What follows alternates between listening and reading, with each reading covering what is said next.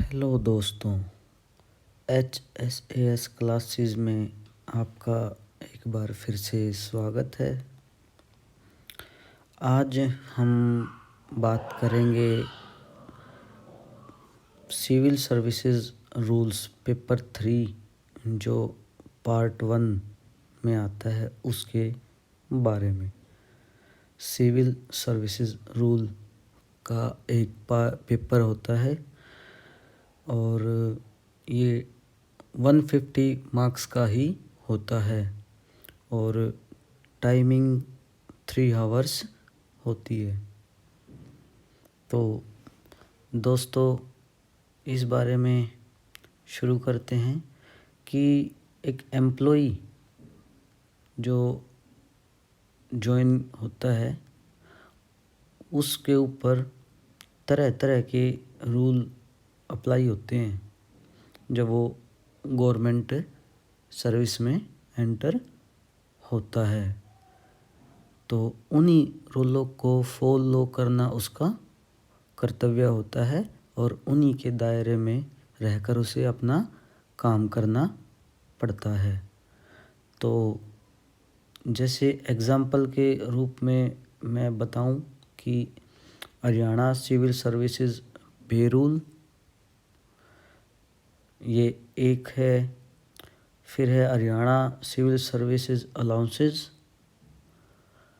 और थर्ड है Haryana civil services conduct rules और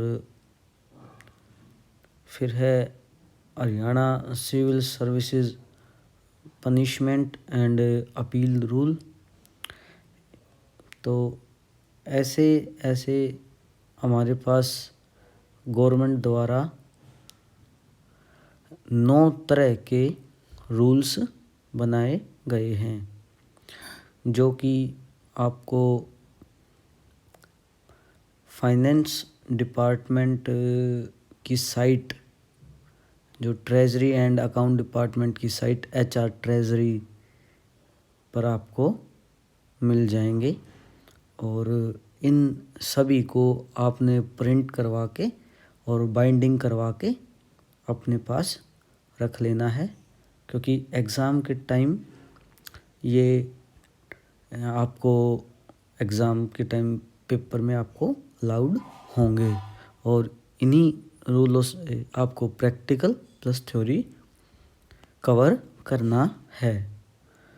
तो आज हम शुरू करेंगे Haryana civil services pay rule से।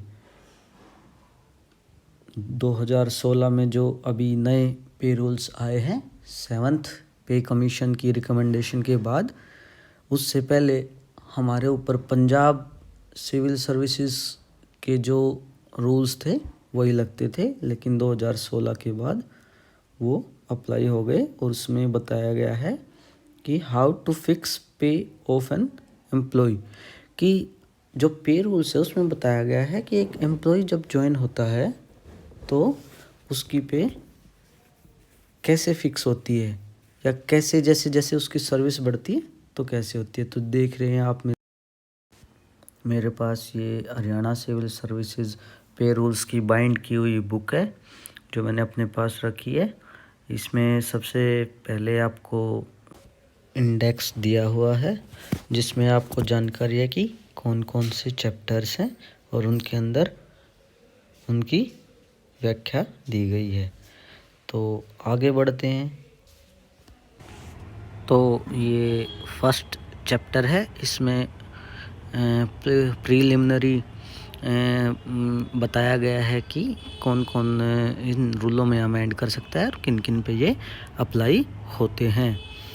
तो सेकंड चैप्टर आप देख रहे हैं, ये है डेफिनेशंस, जो रूल 8 के अंडर आती हैं सभी, और इसमें जो जो भी टर्म इन रूलों में दी गई हैं पे रूल्स में उन सभी को डेफिनेशन दिया गया है।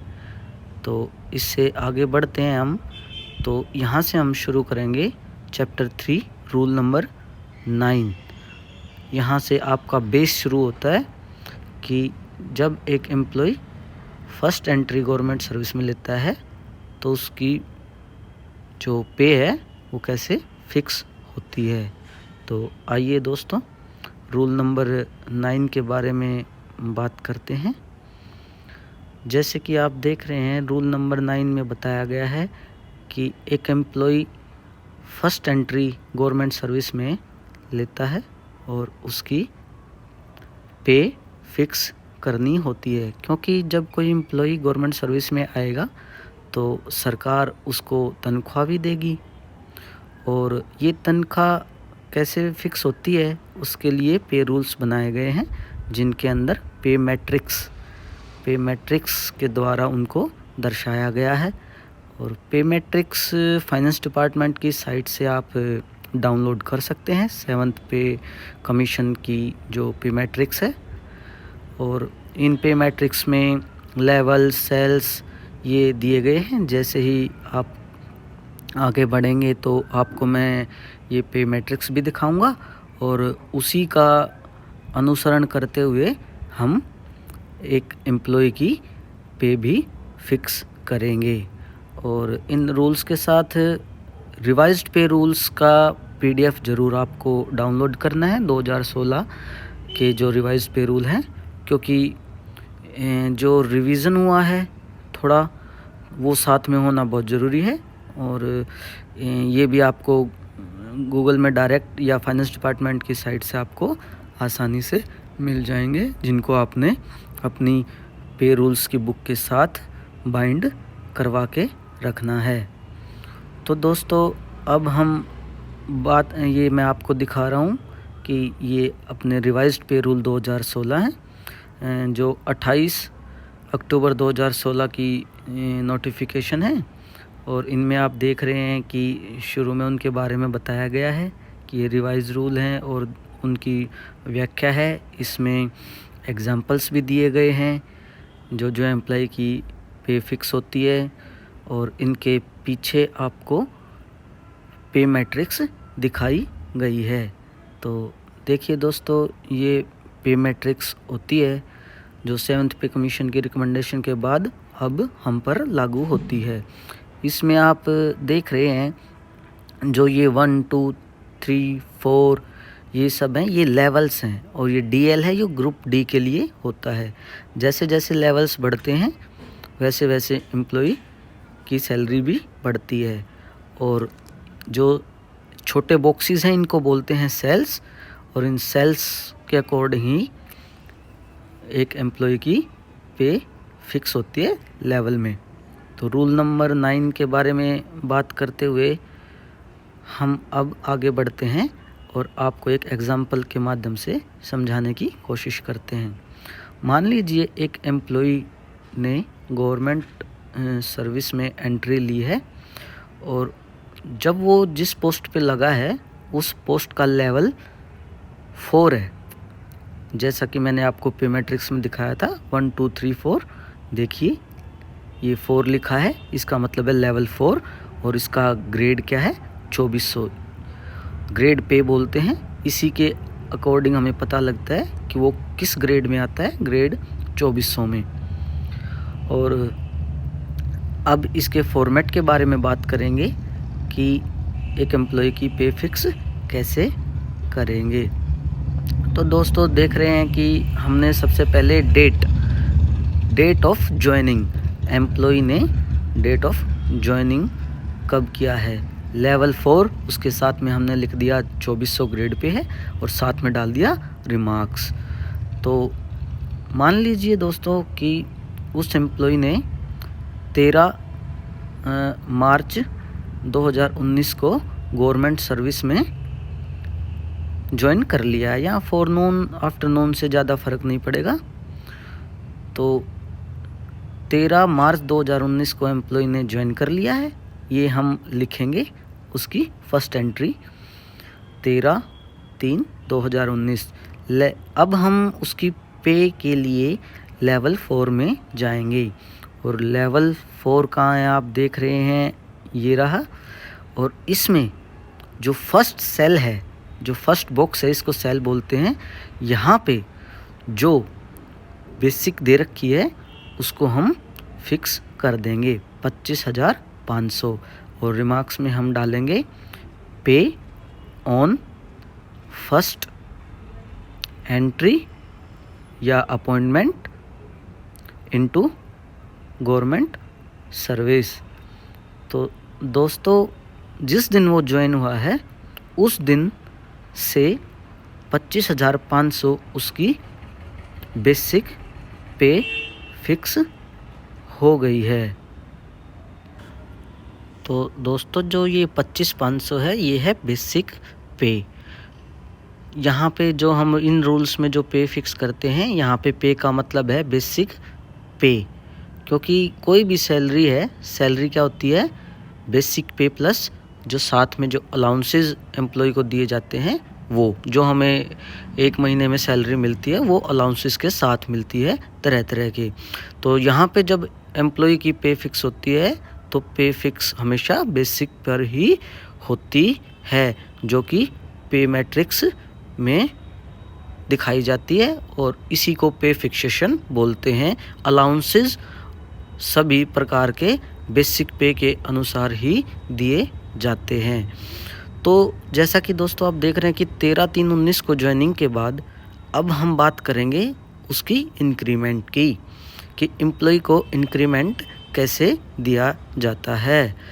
तो सबसे पहले हम रूल 32 देखेंगे HCS पे रूल्स 2016 के बुक में। तो यहीं से हमें पता लगेगा इंक्रीमेंट के बारे में। तो अभी हम ओपन कर रहे हैं ये आप देख रहे हैं रूल 32 डेट ऑफ इंक्रीमेंट। तो इसमें दोस्तों बताया गया है कि एक एम्प्लॉय जब ज्वाइन करता है तो उसके पास 2 डेट्स होती हैं इंक्रीमेंट के लिए। चाहे कोई भी एम्प्लॉय हो, उसको 2 ही डेट पर ही उसकी इंक्रीमेंट फिक्स होती हैं किसी भी साल में, या तो 1 जनवरी को या 1 जुलाई को। इसके अलावा किसी भी अन्य डेट को इंक्रीमेंट नहीं लगती। ये हमारे सिविल सर्विसेज रूल में बनाया गया है और इसके लिए कंडीशन क्या होती है, 6 मंथ क्वालिफाइंग सर्विस। तो ये बहुत ज़रूरी बात है, इसको समझना बहुत ज़रूरी है, क्योंकि ये आपका बेस है। इससे ही आपको आगे सब प्रमोशन के सब केसेस में फिक्स करनी पड़ेगी।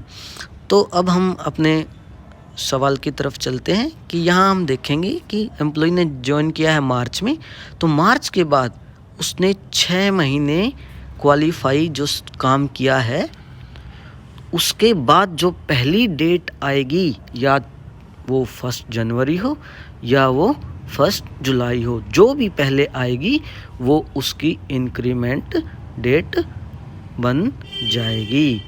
तो देखिए दोस्तों कि मार्च में उसने ज्वाइन किया है, मार्च में 6 महीने जोड़ने के बाद आप देख रहे हैं कि वो तकरीबन सितंबर में उसके 6 महीने पूरे हो जाते हैं। तो उसके सितंबर के बाद 1 जनवरी आता है, तो 1 जनवरी 2020 को उसकी इंक्रीमेंट लग जाएगी। और इंक्रीमेंट क्या होती है, नेक्स्ट सेल, और नेक्स्ट सेल क्या है 25,500 के बाद 26,300।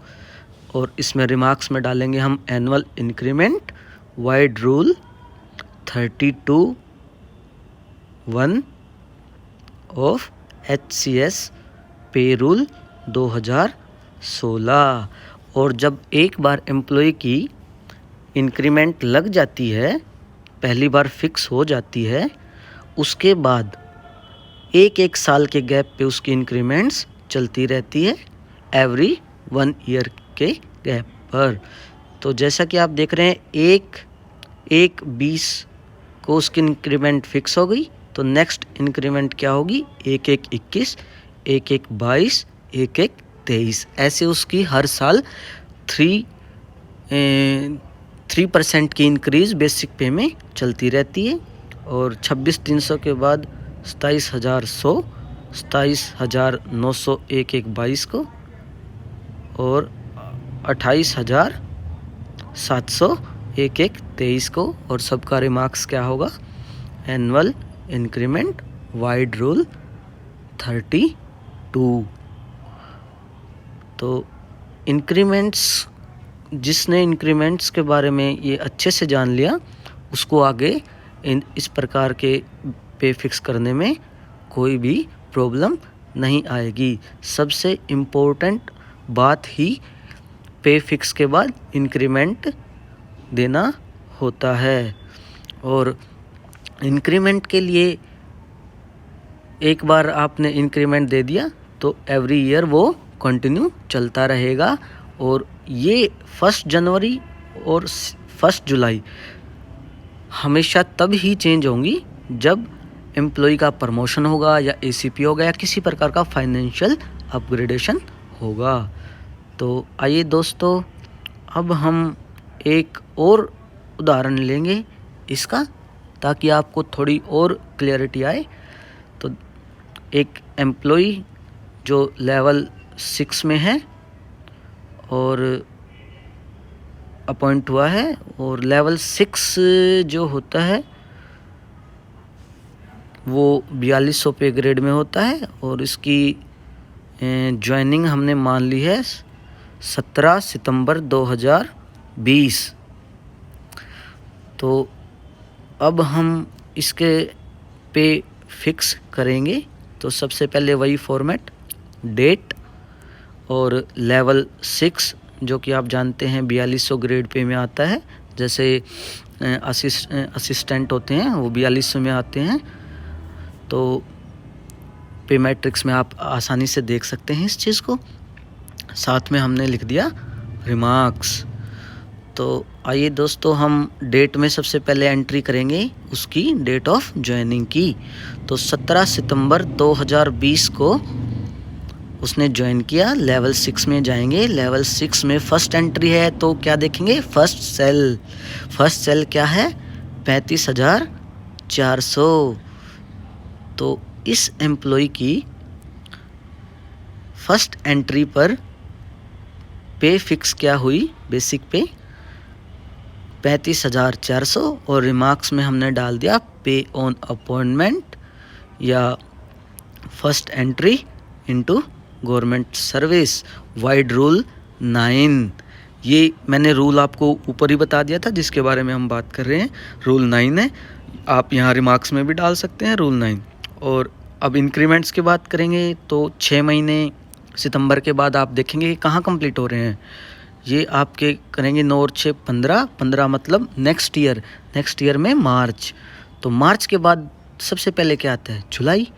तो जुलाई को ही इसकी इंक्रीमेंट फिक्स हो जाएगी। 1/7/2021 को इंक्रीमेंट फिक्स हो गई। और इंक्रीमेंट क्या होती है, नेक्स्ट सेल। तो 35,400 के बाद 36,500 पे इसकी इंक्रीमेंट्स लगी। और रिमार्क्स में हमने डाल दिया annual increment wide rule 32(1) HCS rule 2016। और अब आप जानते हैं एक बार इंक्रीमेंट फिक्स होने के बाद आप एवरी ईयर उसको इंक्रीमेंट देते हैं। 36,500 के बाद 37,600 एनुअल इंक्रीमेंट वाइड रूल 32। और एक साथ 22 को हुआ था, ये नेक्स्ट एक साथ 23 को हो जाएगा।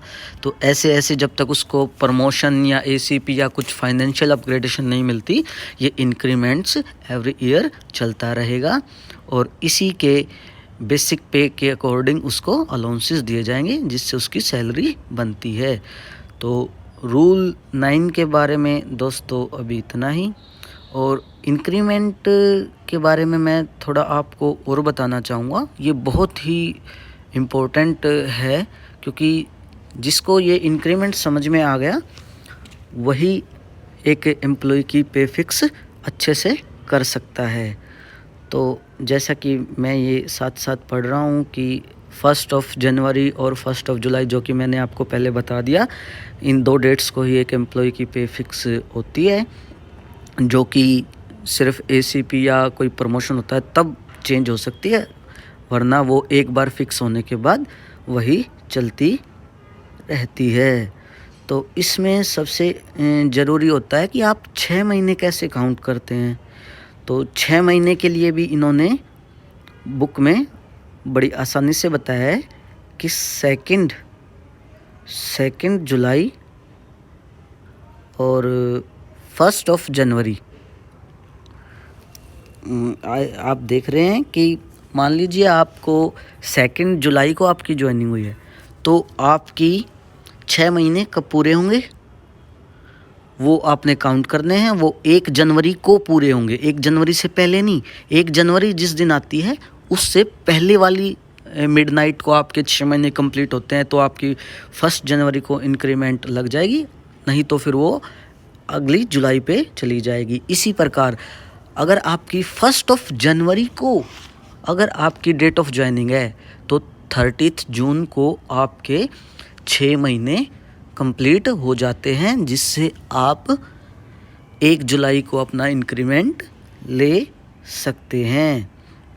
तो देखिए मैं थोड़ा और बता देता हूँ कि अपॉइंटमेंट 2 जनवरी है, तो इसमें आप 6 महीने जोड़ेंगे तो आपकी 1 जुलाई को 6 महीने पूरे हो रहे हैं। आपके 30 जून को नहीं हो रहे, 1 जुलाई को हो रहे हैं। 1 जुलाई को हो रहे हैं तो 1 जुलाई की डेट को आप पे फिक्स इंक्रीमेंट नहीं दे सकते उसको, क्योंकि उसके 6 महीने 1 जुलाई को पूरे हुए, ना कि 30 जून को।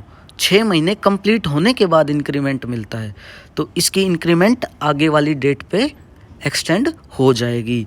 तो इस एम्प्लॉय की जो डेट ऑफ इंक्रीमेंट होगी, अगर उसने 2 जनवरी को ज्वाइन किया है तो वो नेक्स्ट जो जनवरी है 1 जनवरी उसको चली जाएगी। लेकिन अगर एम्प्लॉय ने 1 जनवरी को ही ज्वाइन कर लिया है, क्योंकि 1 जनवरी को ज्वाइन किया है, वहाँ से उसकी सर्विस काउंट होनी शुरू हो गई है, और 30 जून की मिडनाइट को उसको पूरे कंप्लीट 6 महीने हो गए हैं, तो इसका मतलब है 6 महीने कंप्लीट होते ही नेक्स्ट जो 1 जनवरी या 1 जुलाई कौन सी पहली आ रही है? 30 जून को 6 महीने पूरे होते 1 जुलाई आ गई नेक्स्ट मिडनाइट के बाद ही, तो इसी दिन इसकी इंक्रीमेंट लग जाएगी। तो दोस्तों ये सबसे ज़रूरी बात है, और इसके बारे में अगर आपको और क्लैरिटी चाहिए तो आप मेरे को कमेंट भी कर सकते हैं।